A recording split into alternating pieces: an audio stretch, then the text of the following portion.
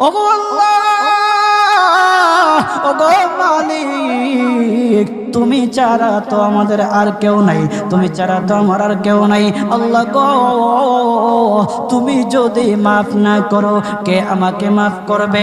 তুমি যদি মাফ না করো কে আমাকে মাফ করবে?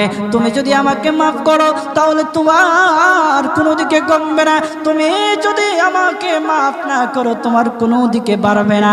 আল্লাহ গো, তুমি আমাকে মাফ করে দাও। সারাটা জীবন অন্যায় কাজ করেছি, সারাটা জীবন নাফরমানি করেছি, আমার কাছে কালেমার দাওয়াত কম আসে নাই, আমার কাছে কালেমার দাওয়াত কম আসে নাই, আমাকে লোকেরা কম বোঝায় নাই। ওগো আল্লাহ, তুমি আমাকে মাফ করে দাও।